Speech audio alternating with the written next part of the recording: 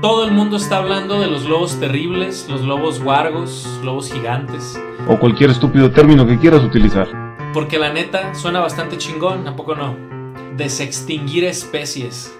Yo quiero un T-Rex. O al menos así nos vendieron lo que hicieron, como una desextinción. Hace 13,000 años estos lobos terribles andaban por ahí, haciendo cosas muy terribles, pero después todos se desuscribieron del planeta Tierra. Y así como cuando vuelves a meter a la fuerza a tu compa que siempre se sale del grupo de WhatsApp, pues los científicos dijeron: aquí nadie se sale, perro, te regresas. Hoy vengo a aclarar algunas dudas respecto a este tema, porque qué mejor que un genetista para explicar cómo fue que se generaron estos perros lobos mutados. Soy el más perrón aquí. Para empezar, ¿esto es de verdad una desextinción? Desde mi humilde punto de vista, ni de pedo. Ni de pedo. Y estoy seguro que muchos ya se imaginarán el por qué pienso así, ya que ha salido bastante información y videos de opinión al respecto. Sin embargo, debido a que aún no se ha publicado el artículo oficial con la metodología detallada, todavía no está del todo claro el cómo le hicieron. Para este punto, quizá la mayoría ya sabe algunas cosas sobre el lobo terrible, como por ejemplo que solo contienen un 0.01% del genoma del lobo terrible, ya que la mayoría es genoma del lobo gris, ¿verdad? No lo sé, Rick, parece falso. ¡Falso! Pues yo diría que tampoco es así. Esta bella criaturita, porque lo que sea cada quien sí están bien bonitos, velos nada más qué bonitos están. Esta bella criaturita realmente no contiene nada del genoma del lobo terrible, ya que realmente no insertaron nada del DNA prehistórico de los fósiles en los lobos grises.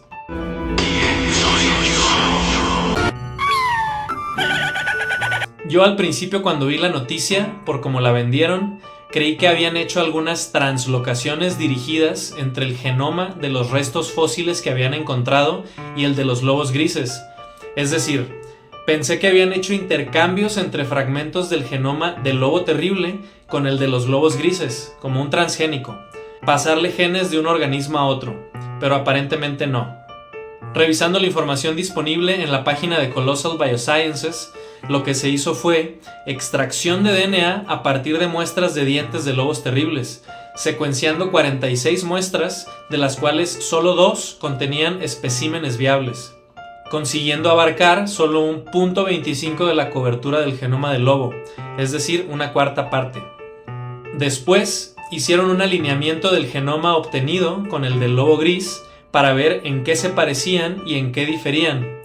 Esto del alineamiento es una técnica para comparar los dos genomas, apareándolos en las regiones que se parecen mucho, aunque existan algunas diferencias porque pues son organismos diferentes, y de esa manera pueden decir: mira, esta región del genoma del lobo terrible es igualita a esta región del lobo gris, a excepción de este cambio de una timina por una citosina. Ergo, si al lobo gris le mutamos la timina y se la cambiamos por una citosina, pues el gen se va a parecer más a como era el del lobo terrible. Eso tiene sentido para mí.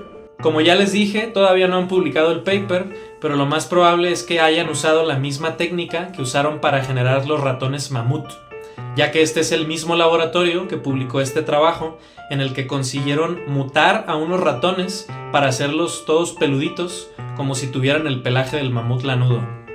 Y eso es lo que les voy a presentar hoy de manera breve. Ya después les subo un video completo sobre el artículo de los ratones mamut, ya que está bastante interesante. Pero como este es el video de los lobos, no me voy a clavar tanto con los ratones. Únicamente los voy a usar como ejemplo para aclarar las dudas respecto a cómo se obtuvieron estos perritos terribles. Les voy a presentar el primero de los 5 experimentos que hicieron, en los cuales se inactivaron algunos genes que participan en la formación del cabello en ratones y en su coloración. De modo que, al inactivarlos, el cabello pasó de ser corto, delgado, lisito y oscuro, a largo, grueso, güerito y alborotado. Eso mismo es lo que seguramente hicieron con los lobos, inducir mutaciones específicas para inactivar o activar algunos genes. Muy seguramente inactivaron algún gen que produce el pigmento en el cabello y por eso salieron blancos, y también genes que intervienen en el grosor del cabello haciéndolo más grueso. Y quizá también editaron algunos genes relacionados con el crecimiento y el tamaño final del animal. Como Freezer, estos lobos aún no alcanzan su forma final, por lo que aún habrá que ver qué tanto crecen. Este proyecto de ratones mamut se planificó así, ya que lo que se busca es desextinguir al mamut, término que ya dije que no me encanta. Y esto lo quieren hacer induciendo mutaciones en el genoma del elefante asiático, el cual es el pariente vivo más parecido al mamut, para que estas mutaciones hagan que les vuelva a salir un pelo grueso, largo y alborotado que los proteja del frío para que puedan soportar las temperaturas en las que solía vivir el mamut. Primero lo hicieron en ratones, ya que no era viable hacer los experimentos en elefantes asiáticos, porque están en peligro de extinción y porque su gestación es muy larga, durando 22 meses, por lo cual fue más práctico hacer primero el experimento en ratones para ver si todo jalaba bien. Además de que el ratón, al ser un organismo modelo bastante usado en investigación, ya ha sido ampliamente estudiado y ya se conoce bastante información respecto a los genes reguladores de la composición y el color de su cabello, así como también se conocen las mutaciones que inducen cambios en estos elementos.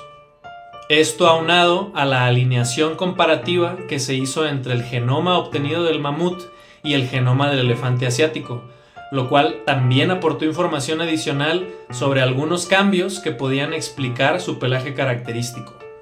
Ya que se contaba con toda esta información, se decidió mutar los genes FGF5, MC1R, FAM83G, FZD6 y FAP2, los cuales, como vemos en el esquema, son responsables del aspecto furro en general, regulando la longitud del cabello, sus rizos y su pigmentación. Incluso mutaron un gen del metabolismo lipídico, ya que tienen la intención de hacer que los elefantes almacenen más grasa, como los mamuts, para tolerar mejor el frío. Metodología. Arre, pues para conseguir esto, utilizaron cigotos de ratón, es decir, esa célula primaria que se forma tras el acto delicioso al unirse el óvulo y el espermatozoide, y se cultivaron estos cigotos junto a múltiples moléculas de CRISPR-Cas9, las cuales, como ya hemos visto en este canal, son tijeras moleculares que se diseñan para cortar regiones específicas del genoma. Estos cortes pueden hacer que cuando se repare el corte y se vuelvan a unir los extremos, se generen errores en la reparación, modificando la secuencia original. Estas modificaciones pueden hacer que se descomponga el gen y en consecuencia también se descomponga la proteína que este gen codifica. Si esta proteína hace que se pigmente el cabello, al inactivarla el color se pierde. Si la proteína hace que el cabello sea liso, al inactivarla se hace rizado, etc.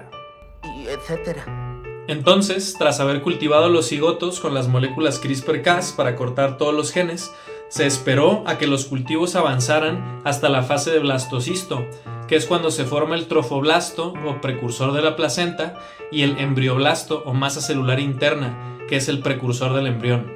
Y se analizó el genoma de estos blastocistos para ver si los CRISPR-Cas habían cortado e inactivado los genes.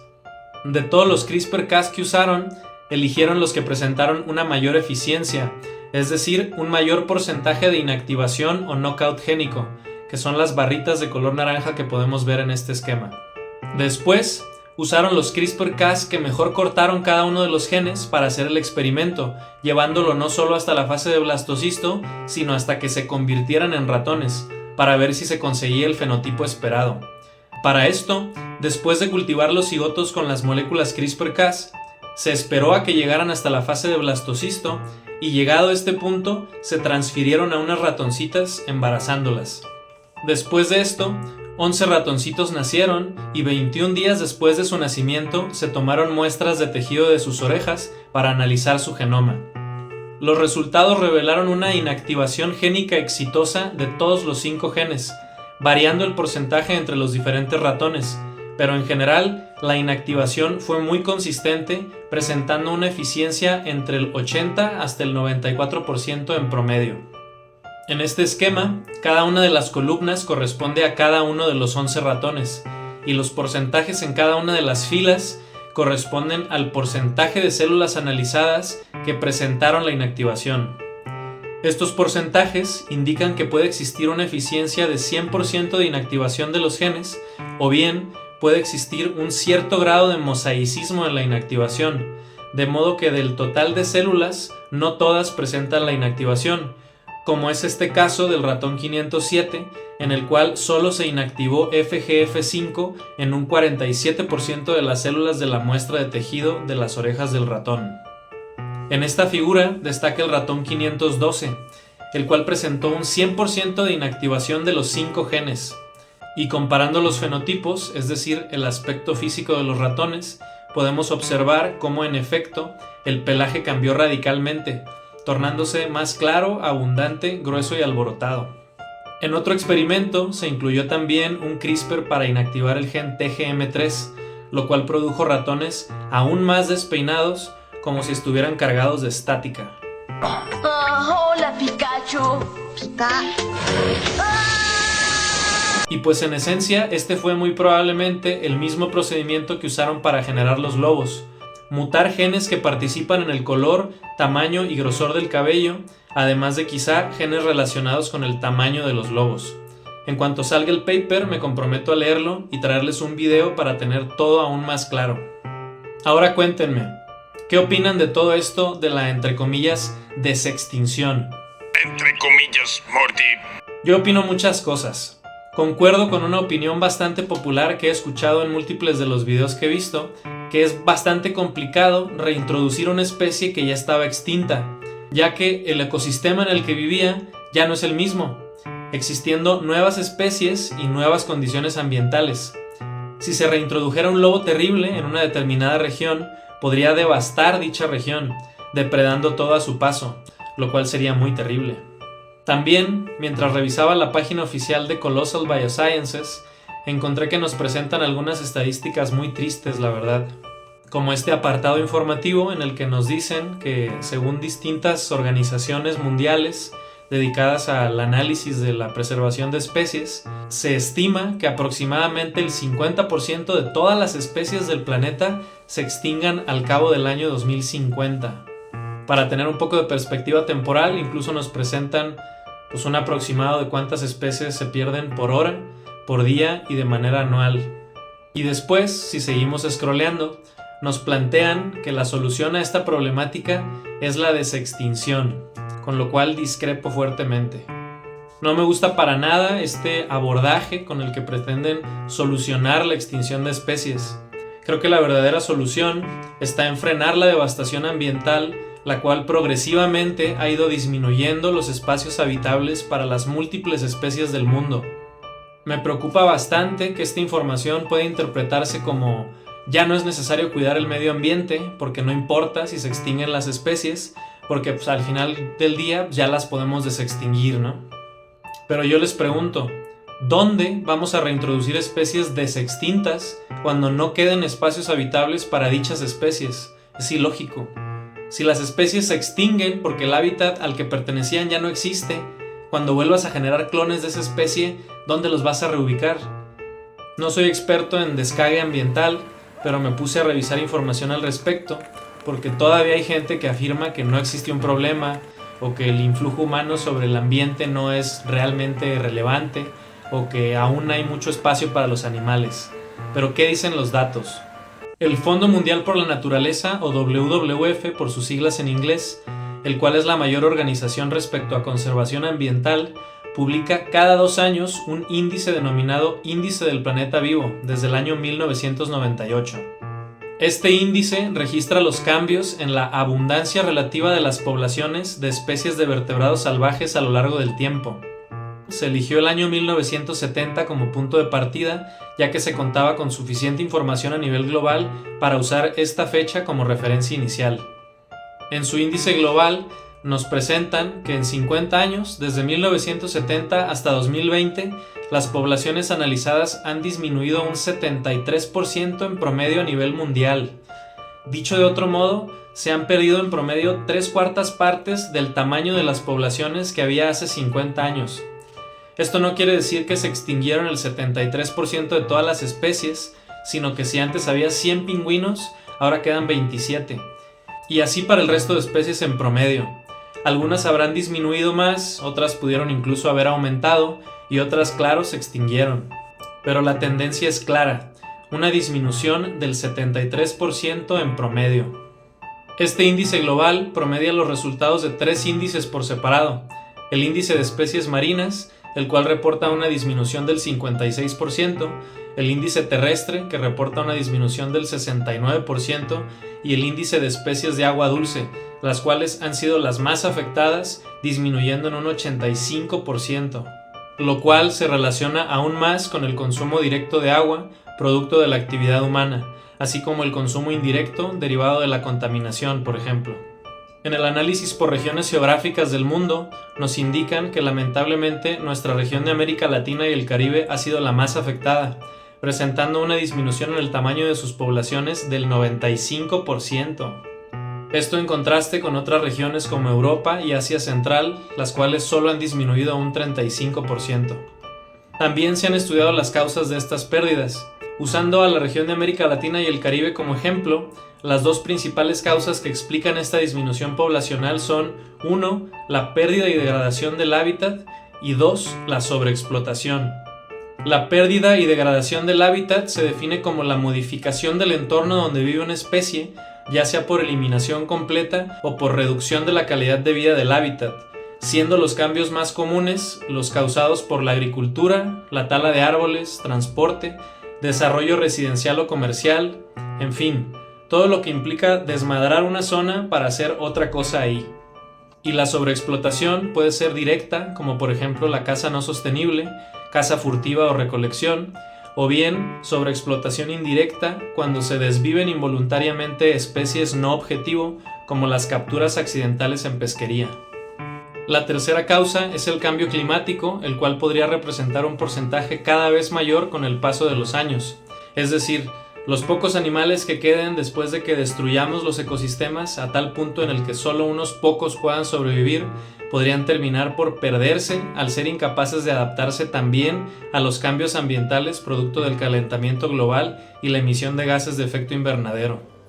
Creo que lo positivo de esta noticia viral del lobo terrible es que puede servir para enfocar nuestra atención en lo que realmente importa, porque la solución a la devastación masiva de los ecosistemas no es resucitar especies, sino detener los patrones destructivos que las están llevando a la extinción. La naturaleza es hermosa. Sus bosques, sus ríos, su fauna no solo explican gran parte de la belleza de este mundo, sino que son el mundo. Floki, what do you say? These days I keep my own counsel. The world's more important than we are. We should take care of it. That's all. ¿Será este lobo un verdadero lobo terrible? ¿Cuánta similitud genómica se necesita para decir que lo es? No lo sé.